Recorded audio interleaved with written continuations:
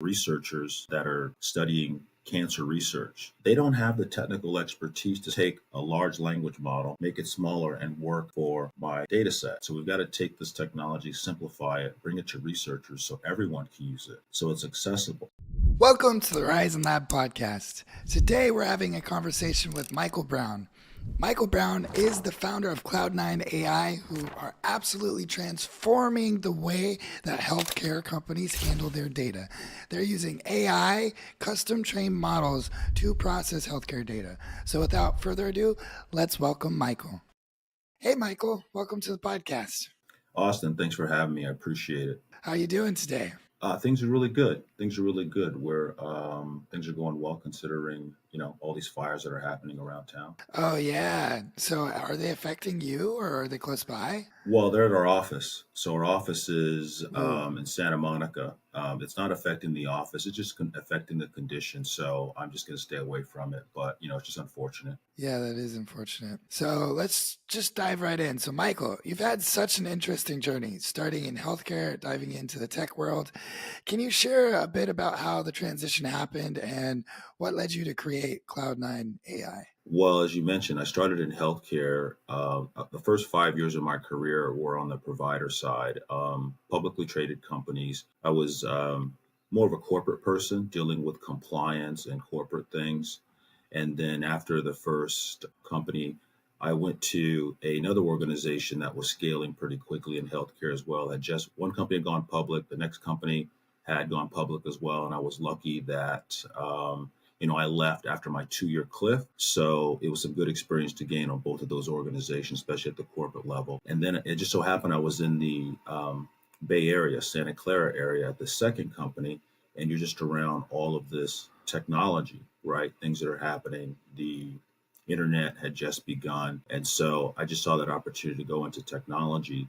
But I had to find something that was tied to healthcare still because I wasn't a traditional technologist. I don't know how to code. I'm not an engineer. And so I started in tech companies that began with chips. And these chips happen to go into IoT devices, healthcare devices, scanner devices, things like that. And then from there, I moved over into databases. So I had to kind of start at the bottom in terms of tech to kind of learn the, architectures and the infrastructures. And then from the database side, that is when ACA, Obamacare, was launched.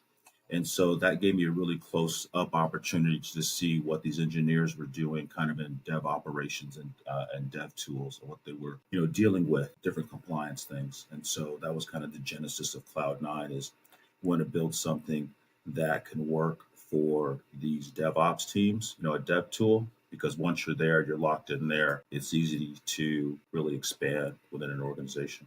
Interesting. So what things did you take from the healthcare industries that you brought with you into Cloud9? Is there anything specifically that has helped you out? Oh, wow. There's a ton. So whenever you're moving in healthcare during Obamacare, they were digitizing medical records. You had to understand compliance from state to state because Medicare and Medicaid is different. And every state, even though you were with Kaiser Hospital that had, 70 locations, if they were in a different location, what they were building was built, different. Everything is messy, right? Everything was custom at the time. And so when you go to another state, you realize, okay, they have the same exact problem. We're dealing with the same infrastructure and you have to rebuild things from scratch every single time. And it was just messy. And so what we learned is that we got to do something or build something that's more efficient. Or also when we speak with these enterprises, they tell us what's important to them as well as part of what you're building. And so you kind of take that feedback that you get, it's like a human, it's a feedback loop. From some of these executives, they'll say, hey, make sure this is important to us. Make sure you don't unplug anything. Make sure data's secure. And so you kind of hit those feature sets and you say, hey, we're going to build this. Say, if you can build this, then we're interested. Awesome. So having been in the industry for a little bit over 25 years, what changes have you noticed in how businesses handle their data from when you first started to now? Companies are collecting more and more information. That's over the last 30 years, you've seen thousands of SaaS applications that have spawned, Just take off of these database systems like Oracle, thousands of these SaaS applications, beginning with SAP, Salesforce, Zenefits. And what they've done is they've created these systems for collecting so much information. So companies, that's what they're doing. They've been collecting data for 30 to 50 years. But the problem that they have is that it's not active. You have data that's currently active and you have data that's inactive that's in storage that they can't currently use. So I've seen them struggle with that. Interesting. So let's switch over a little bit to CloudNine AI. So you guys focus a lot on making sure that your tools are more human centered. How do you keep things like bias and misinformation in check while still using AI to process and analyze the data? Well, you have to provide transparency. There's a couple of reasons why bias is happening that we believe and certain organizations believe as well. When you have a lot of humans interacting with data, gathering data from data sources, and then doing featured engineering with data, human manipulation with it, that interferes with bias. And so what we've done is create an automated system that doesn't have any humans handling the data in that form. And then we also have to provide an audit trail it's for transparency. So companies know why this answer led to this. And so we just automate things to kind of eliminate bias and risk because that comes up. Companies want to know, how do we make sure, you're not interacting with the data and eliminating bias. So we like to call it a glass box instead of a black box. We like to portray a glass box technology. Interesting. And since you're using AI to process a lot of this data, how are you staying HIPAA compliant? What are you doing to make sure that, none of that type of information gets leaked? Yeah, it's programmable. So any of those regulations that you have, like HIPAA, anything associated with HIPAA, HIPAA, Medicare, Medicaid, data privacy, it's programmable. It's a part of the architecture. When you travel outside of the U.S., some of them are fired, right? Whatever compliant regulations that they have, whether they're for the federal or state, it's programmed as part of the architecture. And once it's programmed, it doesn't work unless it's HIPAA compliant. Okay. That's how we solve it. Nice. So data silos seem to be a huge challenge for a lot of businesses. Can you explain how Cloud9 AI helps break those down and what that means for companies looking to improve their operations? Yeah, sure. So we have a federated approach, meaning that competing technologies approach solving data silos one database at a time. And there's always human expertise required. What we're utilizing is a federated approach, essentially unifying all the data sources at once. And then we're not using a pre-trained model. When you're using AI or large language models, GPT, it's a pre-trained model. Some of the data from some of these organizations, you can't use a pre-trained model because they don't know what's in the data, right? Especially in healthcare. If you know what's in the data, you can't use a pre-trained model because how would it understand? That's how you come across with hallucinations and bias. Interesting. So you guys will use their own data to train the models then? Yes, always. We bring the architecture to the company. Instead of right now, you see a lot of models being trained on public data, right? The data that's accessible. There's still private data, right? That's really the most valuable data, the data that's behind the firewall, that intellectual property that these companies have been saving for 30 years. And so, yeah, we bring the technology to them, train the data on their model specifically for them. Okay, and so what do you think separates Cloud9 from other companies doing the same thing? What's so great about your AI and the way that you train it that makes it better? Well, one, as I mentioned, they're taking a siloed approach, one database at a time, Okay. and that requires human Yeah. intervention. We're taking a federated approach. So that's where their technology stops. So they're using manual intervention to actually gain intelligence. The other part is that Okay. we're decentralized, right? Our competitors are centralized, meaning that clients or companies have to take their data and transport it and take it to the organization for it to be analyzed. We're doing the opposite. We're taking the technology, decentralizing it, bringing it on-prem for organizations, and we're building it from the Ooh, ground up. that's that's very interesting. So you mentioned previously that you didn't do a lot of coding. Do you still not do a lot of coding, or are you pretty well versed in programming now? No, I still don't do any coding. There's too many people that are experts in coding.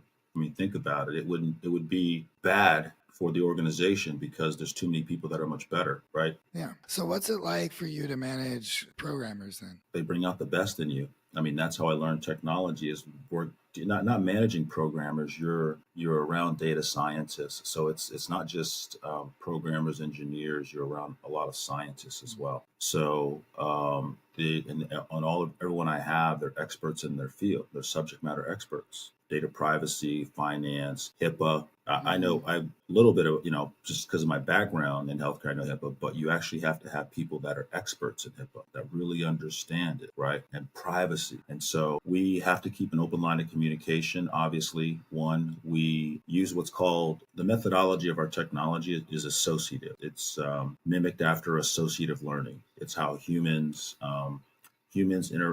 transfer data or transfer information from one person to the other. We call it sometimes mentoring. There's science behind it. It's associative learning. We use our methodology of our technology is associative technology, right? It's the way that humans interact, mentor, and share information with each other. So the way that we manage each other as a team, right? Everyone has their individual component. They bring specific value. I mean, you can't know everything. It's not possible, right? So I bring Definitely not people in. possible. Yeah. So I just focus on what I'm really good at, right? And my other parts of my team focus on what they're really good at. And we just build upon those principles and bring it all together. But we're trying to make sure that information is transferred to other people, right? To the next generation. And so we're trying to make sure we're building an academy.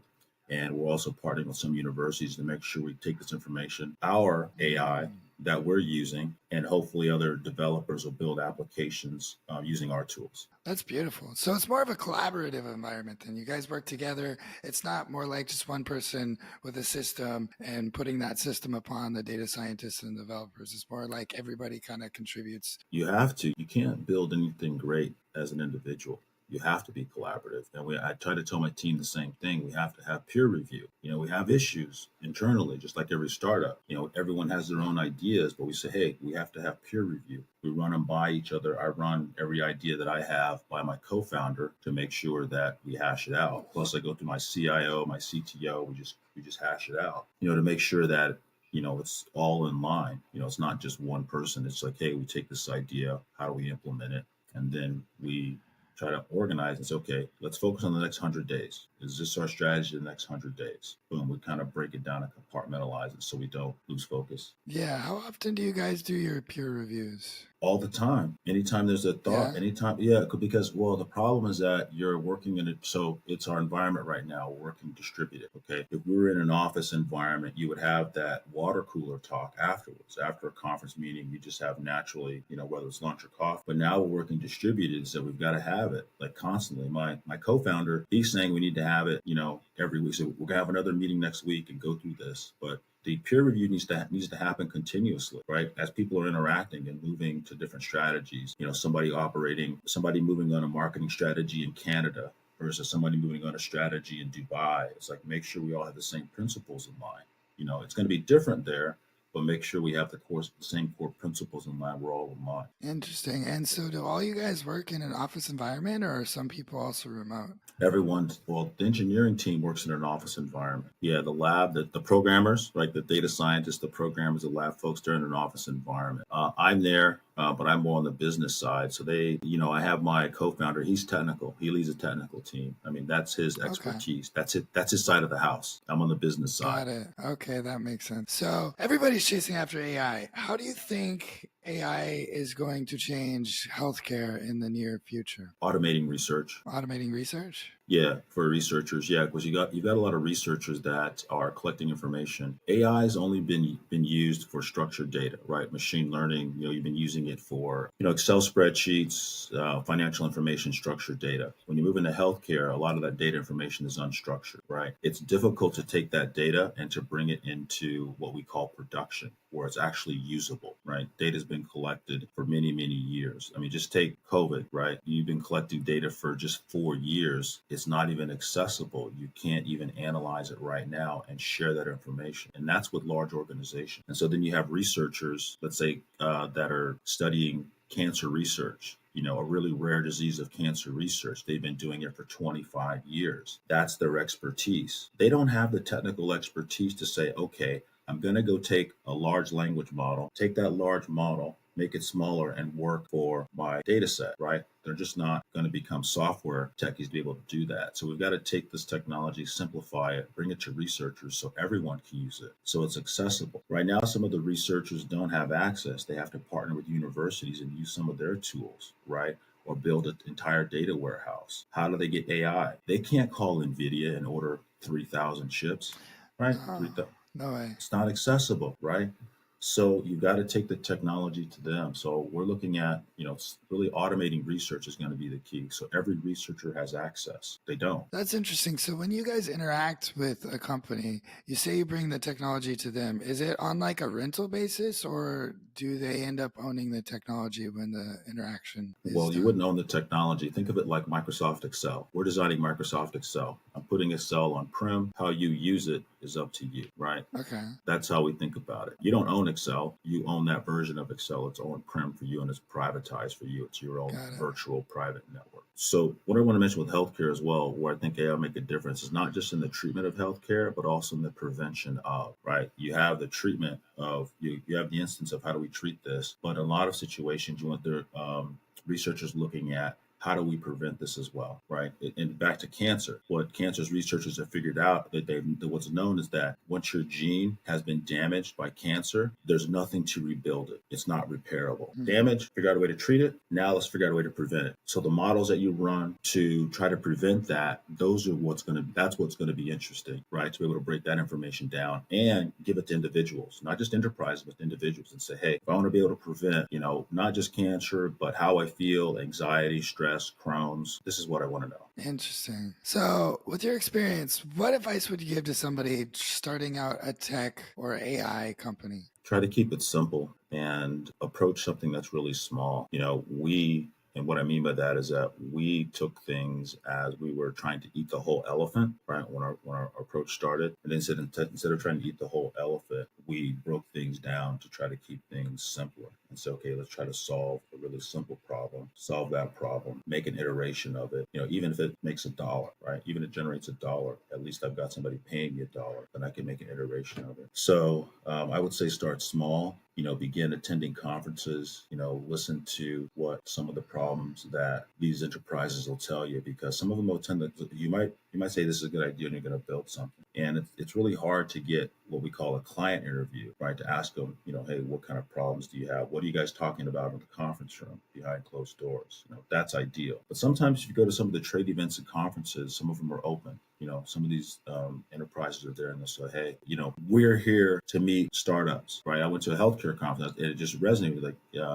One of the executives said, hey, we're here to meet you startup. We have an innovation lab and we're struggling. We're here to meet you to see what you're building, right? And see if we can kind of come together and build what they had, a pilot program. And so that was the first step in iteration on what we learned from them. And then I also learned how to price things as well. Some of these executives would say, hey, my budget is $50,000. If you give me anything at $50,000, I can sign. I said, great, let's build something. Let's build something, right? You don't have to go through a lot of legal approval. And so that's how I learned as well. And that's how I still learn.